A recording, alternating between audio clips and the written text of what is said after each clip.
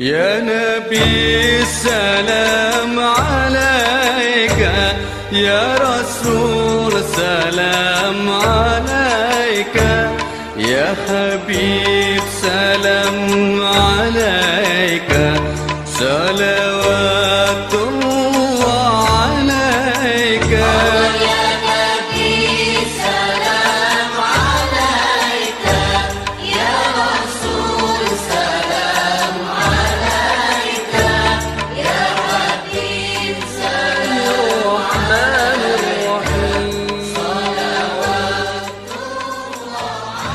Bismillahirrahmanirrahim. Assalamualaikum warahmatullahi wabarakatuh.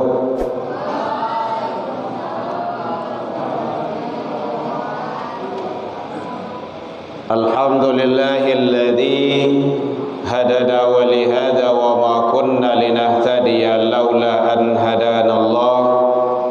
Ashhadu an la ilaha illallah wahdahu la syarika lah, wa ashhadu anna sayyidina wa nabiyyuna Muhammad sallallahu alaihi wasallam alladzi akhrajan nas minadh-dhulumati ilan nur wa yahdihim ila siratal mustaqim. Amma ba'du.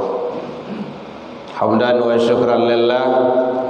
Seluruh puji dan syukur kembali kita ucapkan kehadirat Allah Subhanahu wa taala.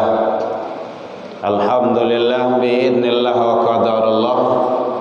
Dengan izin Allah sampai ini malam Allah masih berikan kepada kita umur panjang.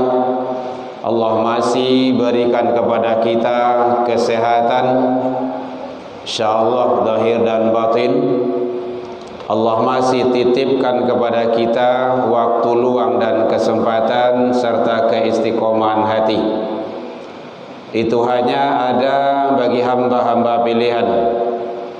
Tidak semua manusia yang punya. Kadang umur lagi panjang, badan tak sehat.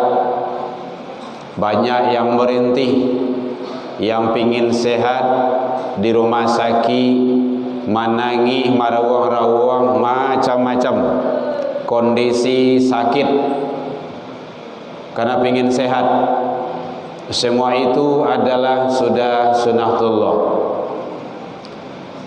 Kadang badan sehat, umur lagi panjang, tapi tidak mau datang ke masjid untuk ibadah, walau masjid itu dekat dari rumahnya. Jadi oleh sebab itu semua itu ada pada kita. Umur panjang, badan sehat, kita hadir di masjid melaksanakan ibadah, duduk di majelis ilmu. Mudah-mudahan semua titipan nikmat karunia yang ada kepada kita, mari kita syukuri agar kita menjadi hamba-hamba yang bersyukur di sisi Allah hendaknya. Selawat dan salam kepada Nabi besar Muhammad sallallahu alaihi wasallam. Allahumma salli ala Muhammad wa ala ali Muhammad. Yang sama kita hormati Bapak Ibu pengurus Masjid An-Nur yang hadir, Bapak Ibu tokoh masyarakat, tokoh agama, tokoh pendidikan, anak-anak kita, pimpinan pondok, santri, santriwan dan santriwati yang hadir, baik yang berada dalam masjid ataupun yang masih di luar, masih terdengar suara. Itu dalam rangka kita untuk menjalankan ibadah. Satu langkah kaki yang kita langkahkan hadir di majlis ilmu, di Masjid An-Nur ini, balasannya yang Allah siapkan setara dengan pahala puasa sunnah setahun dan sholat malam setahun. Bu, ibu-ibu yang di belakang, le pernah solat sunnah setahun ndak berhenti? Ndak berhenti-henti do, tiup malam tarawih. Apalagi kalau ibu-ibu perempuan, pasti itu. Kalau le normal ya. Nah, kalau le normalnya ada mennya tuh, menstruasi, kecuali mencret. Oh, mencret kadang ndak enak muah do. Laki-laki nih, ustad-ustad ini santri, le pernah puasa sunat setahun ndak berhenti? Lai indak lai, angin dingin, dia ada kepengin mah. Atau salangkah kaki baru tu. Makanya jangan sagan awak hadir di majelis ilmu. Kini orang banyak kini go duduk di kadai-kadai, di kantin-kantin, di kafe, tampe-tampe kopi. Nah, di masa kadai-kadai kopi kini buka itu penuh tu. Banyak jemaah di situ tu. Tapi biar enggak apa-apa. Jangan cemas pula. Kalau ada 9 orang berada pada jalan yang salah, 1 orang berada pada jalan yang benar, pilih yang mana? Yang salah, yang benar? Yang benar, yang salah? Yang salah, yang benar? Pertahankan itu. Makanya hadir awak di wirid, ngaji kini gua, mandangah kajian, semuanya nanti akan menjadi saksi.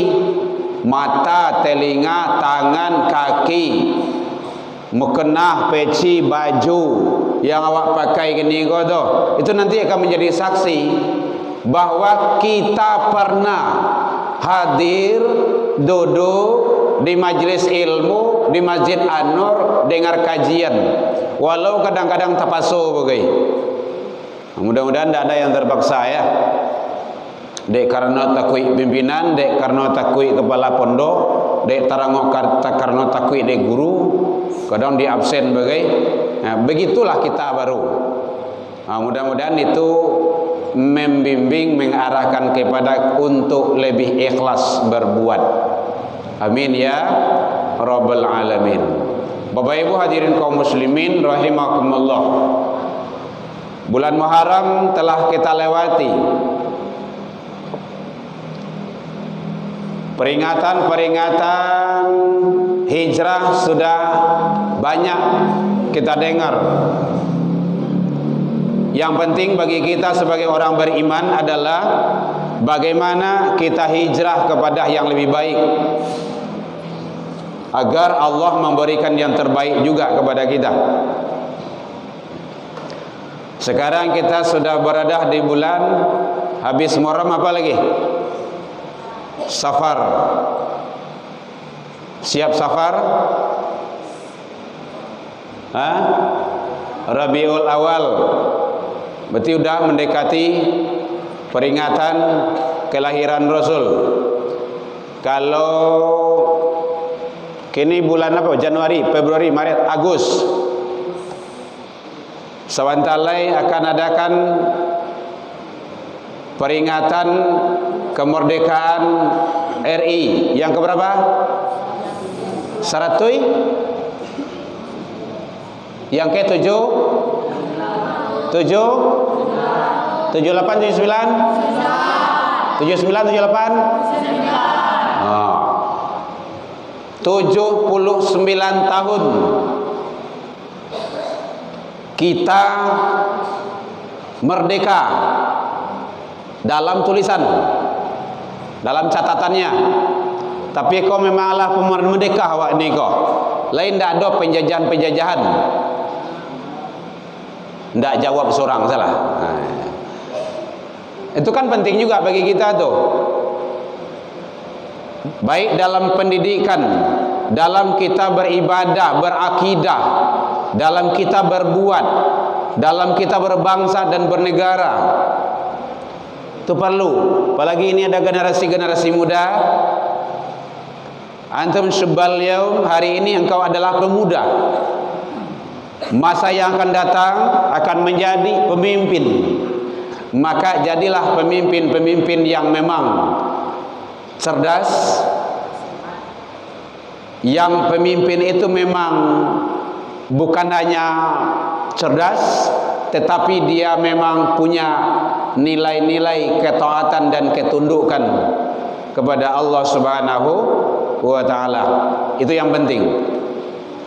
Jadi oleh sebab itu, makanya jangan sampai kita lemah. Apa yang lemah, baik dari segi ilmu, makanya rajin mandanga, rajin banyak membaca, itu gunanya sekolah, belajar. Banyak kita juga menjalankan ketaatan, ketundukan dan kepatuhan. Mungkin awak cerdas, awak pintar, tetapi benarnya yang tidak. Pemimpin itu bukan hanya yang diharapkan adalah yang pintar, tetapi harus benar. Karena Rasul juga mencontohkan, Rasulullah itu adalah cerdas, Rasulullah juga benar, malahan selalu berkata benar. Jadi jangan sampai kita menjadi pemuda-pemuda, generasi-generasi yang tidak bersandarkan, berdasarkan kepada akidah yang baik dan benar. Hadirin kaum muslimin rahimakumullah. Maka oleh sebab itu perlu dibentengi diri kita dan keluarga kita dari situasi dan kondisi akhir zaman sekarang ini. Bahawa cara membentenginya, yang pertama sekali adalah kuatkan akidah, tauhid. Itu dasar. Kalau akidah, tauhid, keyakinan yang rapuh, imannya yang tidak benar, maka alamat manusia itu tidak akan baik. Iman seseorang itu adalah bagaikan pondasi. Pondasi, kalau awak orang yang gaya-gaya mungkin tahu pondasi. Kalau tahu pondasi apa tuh? Orang buat bangunan itu yang bawahnya itu apa tuh? Apa namanya itu? Kan mulai orang membangun itu, dasarnya itu buat masjid, tepi-tepinya itu apa namanya itu? Apa namanya, Ustaz? Kalau kami pondasi namanya itu. Kalau di sana apa namanya? Hah? Dari semen, batu gitu kan, pasir. Ada orang bangun rumah, ya apa saja, bangun gedung juga kayak gitu. Ada pondasinya itu. Pondasi juga. Tahu pondasi? Oh, tahu. Kalau pondasinya itu lurus, maka bangunan itu akan lurus. Kalau pondasi dasarnya itu melenceng, bangunan itu bengkok. Itu pasti itu. Kalau pondasi dasarnya itu rapuh, lunak, tidak kuat, maka bangunan itu akan mudah runtuh. Sunatullahnya kayak gitu. Kalau iman seseorang itu kuat, insya Allah aman.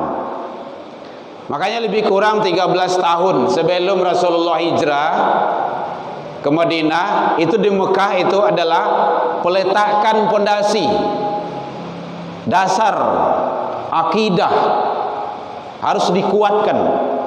La ilaha illallah, Allah ahad. Kenapa kita mau kokoh tetap berada di dalam Islam? Karena pondasi kita itu kuat. Ada orang yang keluar dari Islam banyak, Banyak. Entah itu gara-gara pernikahan, ingin menikahi wanita cantik, entah itu gara-gara jabatan, entah itu karena pangkat, harta, dan lain-lainnya yang menghancurkan kan gitu. Harta, tahta, wanita. Banyak yang pindah, yang keluar dari Islam. Ada, banyak. Bahkan dia sudah dikatakan sebagai orang yang tahu dengan agama itu sendiri, dia dengan mudahnya. Kenapa? Karena rapuh, bengkok, tidak lurus. Maka ini sangat penting sekali. Jadi para peserta atau santri kita bersama, bapak-bapak, ibu-ibu, kuatkan pondasi kita, kuatkan akidah kita, kuatkan tauhid kita. Nah, kalau kita yang sudah punya anak-anak, cucu-cucu, kuatkan generasi-generasi kita itu, dasarnya itu. Bahkan di dalam hijrah pun, sebelum hijrah Rasulullah juga itu yang dikejar dulu. Kalau pondasinya kuat, bagus, hebat, insya Allah. Jadi kadang-kadang ada juga dia masuk Islam, kemudian dia keluar lagi dari Islam. Ada juga itu. Kenapa? Karena pondasi tadi tidak kuat. Dia rela menggadaikan akidahnya, menggadaikan tauhid dan keyakinannya demi kepentingan sesaat. Ataupun mungkin adik-adik para remaja bisa dilihat seleb-seleb itu kan banyak itu. Ada juga itu yang menggadai-gadaikan akidah demi pernikahan, banyak sekarang. Nah, itu tantangan bagi kita. Jadi kuatkan, kokohkan. Makanya langkah utama sekali kalau dilihat dalam surah Luqman itu ayat 13 itu dijelaskan, ya bunayya, hai anakku, la tusyrik billah, janganlah engkau persekutukan Allah dengan sesuatu. Inna syirka, sesungguhnya syirik, mempersekutukan Allah dengan sesuatu adalah dosa yang sangat besar. Jadi dosa yang besar itu bukan hanya di dunia, tapi nyampai nanti ke akhirat. Nah, makanya penting. Jadi kuatkan, jangan sampai goyah. Apa buktinya? Dengan mudahnya dia meninggalkan sholat, mengabaikan sholat, tidak peduli dia dengan ibadah. Padahal ibadah itu untuk diri. Nah, kalau antum tidak sholat, ya antum yang dosanya. Kalau orang tua yang tidak sholat, orang tua dosanya. Kalau anak yang tidak sholat, imbasnya juga ada kepada orang tua. Makanya sebagai orang tua, jangan sampai anak-anak kita tidak sholat. Kuatkan. Itu adalah tantangan bagi kita. Karena banyak, apalagi dunia. Orang sekarang rela meninggalkan apa saja demi kepentingan dunia. Rela tinggal sholat demi barale, anak daruh jomara pulai. Rela tinggalkan sholat demi pai jalan-jalan. Apalagi kalau lah sibuk pai jalan-jalan tuh, naik otoh turun otoh tuh, tidak tangguh tuh. Lupa. Bahkan dengan enaknya, oh dijamak salah. Nah gitu. Jadi penting bagi kita, kuatkan. Dan itu kembali kepada kita. Kalau dasar kita kuat, insya Allah. Tapi kalau tidak, maka disinilah kerapuhan tauhid dan akidah seseorang tersebut. Bapak Ibu hadirin kaum muslimin rahimakumullah. Maka mari kita jaga jangan sampai hal-hal yang merusak apalagi melemahkan akidah kita terjadi pada diri kita dan keluarga kita. Tantangan-tantangan awak banyak. Mulai sebentar lagi banyak anak-anak umat Islam dengan mudahnya. Saya lihat lagi ni tu, ada selawatan di gereja, ada doa bersama, ada ya Bu ya. Salawat di gereja, bayangan itu betapa batil dan zalimnya itu. Di gereja itu penyembahan kepada Tuhan selain Allah. Selawat itu pujian-pujian, doa kepada Rasul. Itu kan kesyirikan yang besar itu. Lejale-jale syiriknya. Makanya Buya Hamkah berjaleh-jaleh dulu. Umat Islam haram. Sampai kini peraturan tu tidak boleh cabut. 81 dulu tu. Umat Islam haram mengikuti Natal bersama. Nah, kini kan awak lalasuh saja. Mengaji bagai itu namanya mencampur adukkan. Itu salah dalam toleransi, salah itu. Tolong cari nanti dalam kamus ya. Yang dimaksud dengan toleransi itu. Lihat itu. Membiarkan, tidak mengganggu. Jadi kalau nyu ibadah dalam rumah ibadahnya, biarkan, jangan digaduh, jangan diganggu. Kalau awak ibadah, jangan digaduh, jangan diganggu. Kalau sudah ngaji di situ, sudah selawatan di situ, itu mencampur adukkan. Cari dalam Al-Quran. Ustaz awak coba tu, wala talbisul haqqa bil batil. Lam di sana larangan. Dan janganlah kamu campur adukkan yang hak dinul Islam dengan yang batil. Hati-hati itu. Jadi kepada remaja-remaja, hati-hati. Juga termasuk para pemimpin-pemimpin Islam. Kalau awak beragama Islam, tidak boleh mengucapkan selamat kepada agama lain. Haram hukumnya. Termasuk melalui WA. Namanya WA melalui kau tunjuk kawan awak. Oh, toleransi Buya, tidak. Toleransi dalam akidah tidak ada. Toleransi dalam agama tidak ada. Toleransi dalam ibadah tidak ada. Dalam kehidupan sosial bermasyarakat, Islam, umat Islam jauh lebih hebat masalah toleransi. Tidak perlu dia jando. Contohnya, tak kala Rasulullah sedang duduk dengan sahabat, lewat jenazah dibawa sama orang. Rasulullah berdiri, tagak Nabi dah.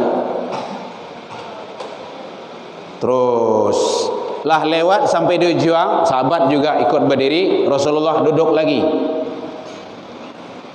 Setelah duduk ditanya oleh sahabat, "Ya Rasul, kenapa Tuhan berdiri?" Menghormati itu jenazah.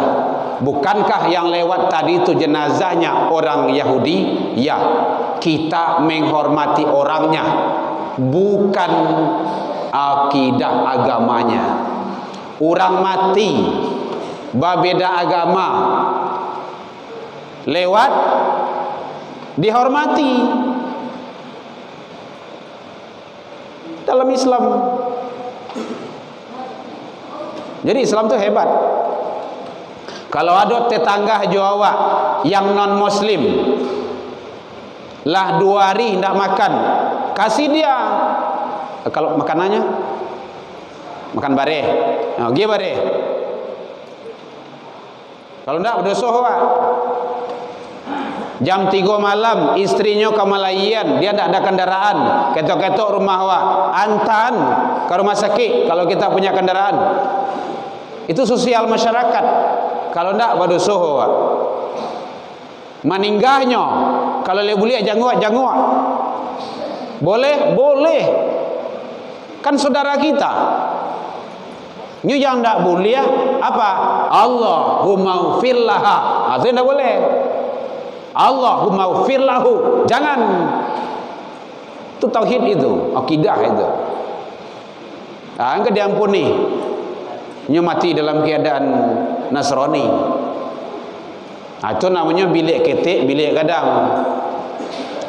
Jadi sekali lagi kepada seluruh umat Islam, para remaja-remaja Islam, putra-putri, jangan kita kebablasan dalam memahami itu toleransi. Boleh, toleransi itu boleh. Islam sangat santun, tetapi tidak mencampur adukkan. Kalaulah selawatan di gereja, ngaji di gereja, doa bersama, membaca salam, mengucapkan salam, sudah boleh doh. Kalau ini mengucapkan salam kawa, itu tidak sama jawabannya itu. Begitu Islam. Makanya penting dudukan hal seperti itu. Kalau akidah duduk mantap, tauhid hebat, insyaallah. Karena generasi-generasi Islam adalah untuk masa yang akan datang. Makanya jangan sekali-kali kita menggadaikan akidah kita. Hati-hati itu. Ada yang bertanya, Bapak Ibu boleh?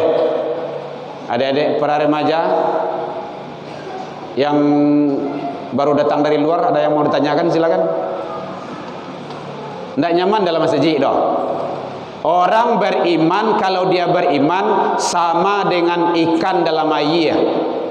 Coba kalau kaluan ikan tu mati, coba masukkan dalam air, dia tanam. Orang yang tidak beriman dalam masjid sama dengan burung dalam sangkar. Oh, itu burung. Ledo burung. Ada burung kan? Burung mana? Burung dalam sangkar tu gitu. Lai tahu burung dalam sangkar tu. Onjak kamari, monjak kamari, uta kamari, ndak nyaman dia. Namanya burung dalam sangkar.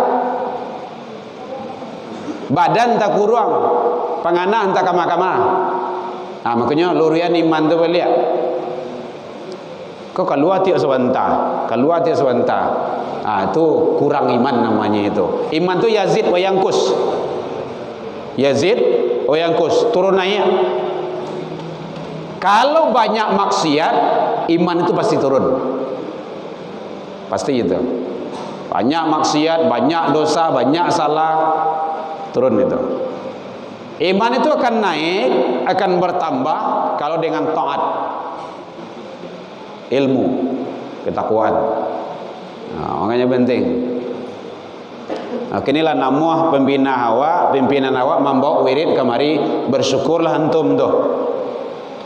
Orang-orang lain tidak ada seperti ini. Orang-orang lain wiridnya itu dikadai-kadai. Makasih bapak-bapak para pembina yang dengan gigih selalu mengayomi, membawa, mengajak generasi-generasi kita untuk selalu berada di dalam masjid. Kalau tidak seperti itu, ingat, kalau anak-anak awak, remaja-remaja awak, putra-putri awak, bapak ibu, tidak awak bawa ke rumah sajid doh, inyo pasti dibawa ke tempat maksiat. Itulah jaleh doh. Kondak dibawa ke tempat narkoba. Mulai kini tawuran banyak loh. Tawuran bangga loh bagaimana? Bayangkan dah. Bangga dia tawuran, pada rusak itu. Jadi penting, makanya fungsikan setidaknya 3 rumah. Rumah tangga, rumah seji, rumah sekolah. Gitu. Jadi orang tua, mari kita berperan untuk mendidik, mengarahkan anak-anak kita. Rumah sekolah, mari kita selalu istiqomah, basabah. untuk membina generasi-generasi kita. Masuk anak-anak awak ke sekolah agama, pondok-pondok pesantren. Kini pondok pesantren kini lagi bermasalah lo bagi. Lai tahu? Nyo ada yang tak senang itu terhadap pondok pesantren. Nyo menumpang biduk kaili situ lai. Ada pesantren yang salah saya kata kunumnya lah pesantren tutui, pesantren tak batu, tak bana. Banyak di situ bully, banyak di situ macam-macam lah. Itu tidak benar itu. Jangan.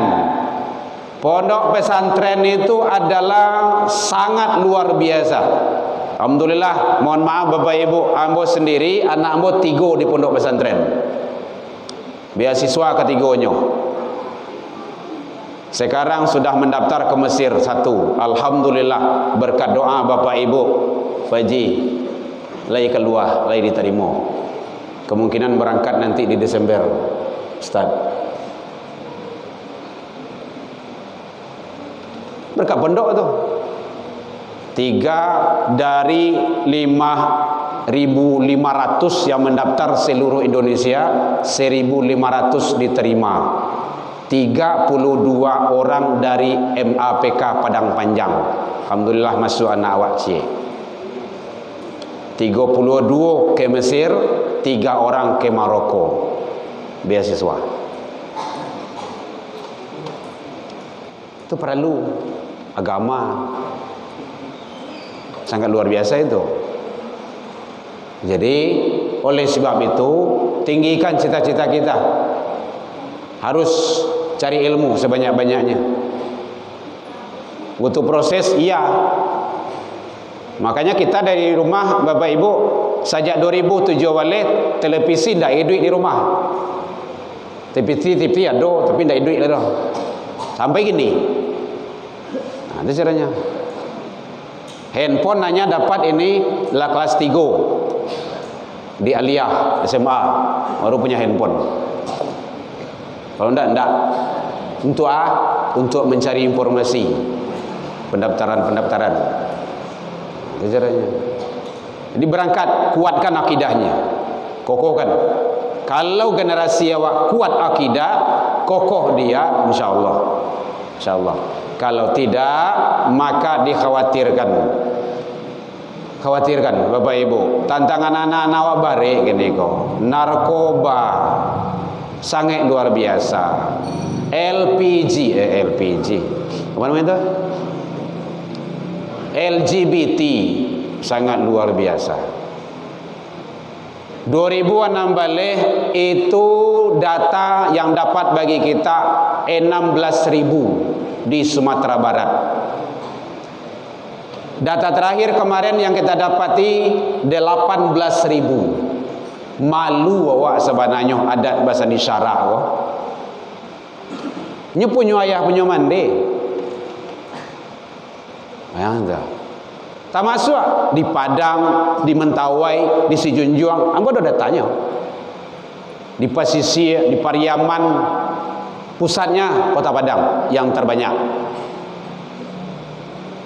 Kalau tidak percaya Bapak Ibu ingin bukti, Pak saya jalan-jalan jam 2 boleh turun, jam 1, jam 2 ke Khatib Sulaiman jadi, ke Jalan Dobi jadi, arah-arah kan inilah.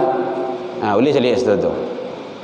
Iyo cantik-cantik, rancak-rancak, kaki berbulu, kaki berurek. Allah masih sayang sama kita. Di Palu dulu, di Palu itu 1.000 LGBT di blender. Buka itu, YouTube masih ada begini itu. Perumahan tuh. Tuh pestanya di situ. 1.000 ikut 15.000. Akan perlu anak-anak awak kuatkan akidahnya. Kasih dia ilmu. Jadi anak-anak, bapak-bapak, ibu-ibu, tanggung jawab awak. Kita di rumah kayak gitu. Kalau kadang-kadang itu minta izin keluar buya kamar. Tanya dulu. Sampai kawan, tidak bisa. Besok hari masih ada. Kolai duitnya besok baik. Masjid, musola, tidak lalok. Tidak cerita, angkat dicerituan. Tidak usah banyak keluar malam tu lah. Malam itu sangat luar biasa tantangannya. Nah, jadi penting bagi kita, Bapak Ibu. Jadi alhamdulillah anak-anak pondok pesantren ada pembina yang membina kita. Terima kasih dan bersyukurlah antum dibina di sini agar kita menjadi anak-anak yang soleh dan soleha. Tak ada yang mengaminkan lo. Tapi tak cukup je amin dia, usaha. Usaha. Rajin solat, patuh kepada pembina, doakan orang tua kita. Doa orang tua awak tu karomah itu. Karomah luar biasa itu. Kalau ada orang tua kita yang yang berbeda dengan kita, tetap berbakti dengan beliau, tidak boleh melawan. Ini mana tahu kan, ada orang tua kita berbeda agama dengan kita. Kita lah mu'alaf, kita lah muslim, orang tua kita belum gitu kan. Awak tetap berbakti. Nah, itu makanya ilmu tadi itu untuk mendudukan akidah. Selagi tidak membawa kesesatan, durhaka kepada Allah.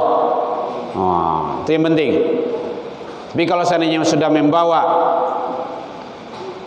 beko nyumasaan di mandai hawa tu beko kondia, tu ndak usah dimakan. Kondia tahu? Nyumasaan kalau di situ apa namanya? Di situ songok. Nyomasan songok di orang gaya awak, jadi di songokan lo. Ini makan lo. Dibawa beko ke gereja, jangan ikut. Karena kita sudah berbeda. Tapi kalau beliau minta tolong, nak, tolong ambian air mama untuk minum, amin ambian. Tolong uruian papa sih, uruian. Nah, itu caranya.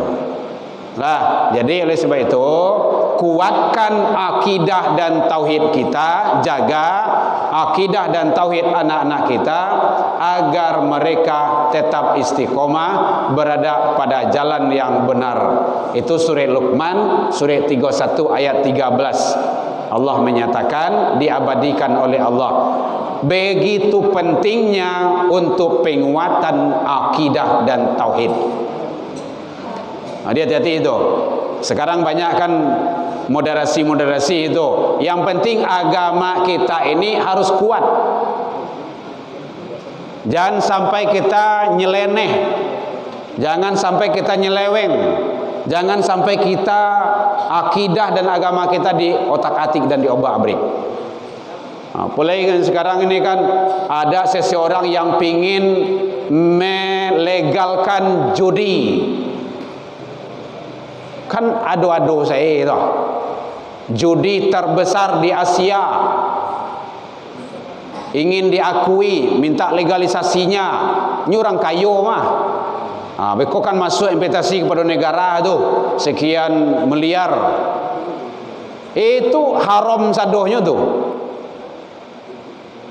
Makanya tadi itu. Jangan sampai. Kalau itu terjadi, maka negara kita akan hancur. Masyarakat bangsa kita, masyarakatnya akan tidak terarah lagi. Jadi makanya penting penguatan akidah dan tauhid. Bapak Ibu hadirin kaum muslimin rahimakumullah. Jadi itu yang pertama, kuatkan akidah kita, keluarga kita, generasi-generasi Islam. Jangan sampai mudah diobrak-abrik, diotak-atik dan dipermainkan oleh orang-orang yang berbeda dengan kita. Karena tantangan antum semua, kita semua sangat banyak dan sangat berat sekali. Ada yang ditanya? Bapak, Bu, silakan. Yang angkat tangan tadi, silakan. Oh, tidak bertanya doh. Mungkin ketiak saja. Kira-kira ada bertanya tadi. Ya, jadi itu yang pertama. Kuatkan akidah kita. Orang yang kuat akidahnya, setiap ibadah pasti dilakukannya. Laki-laki solat ke masjid, oh kan dah kek sekunya tu, ramaian masjid. Solat berjamaah itu berapa nilainya? Antum berapa? Solat berjamaah dibanding dengan solat sendirian. Awak, yo, soleh. Tu, yo, awak. Nama lengah tu, tu. Berapa? Solat berjamaah dibanding dengan solat sendirian. Dia bertanya ke kawan lain. Berapa? 20 ah. Ndak tak dengar doh. Kare laki-laki itu bawa kan jadi tentara usah ke kare sorota. 20 27 tu. Ngapain takut-takut ngomong yang benar tu ndak usah takut. Sedang orang kini ngomong yang salahnya ndak takut doh. Ikau ngomong yang benar. Ya, jadi makanya solat berjamaah. Dia asrama lagi solat jamaah. Tu. Alangkah lebih baiknya ke masjid, ramaikan masjid. Setiap waktu ke masjid kan rencana tu. Baik, demikian saja.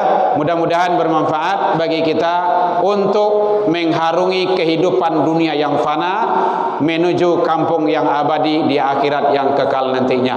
Itu yang pertama. Baru yang pertama baru kita sampaikan.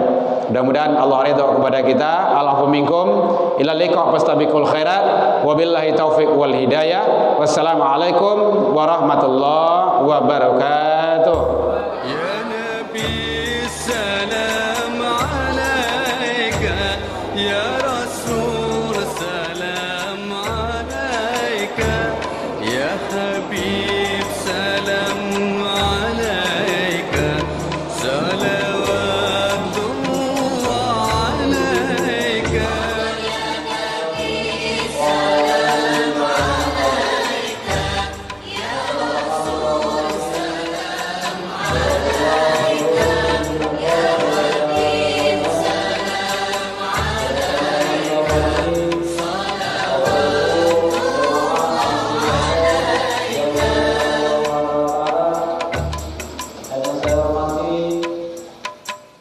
أشرق البدر على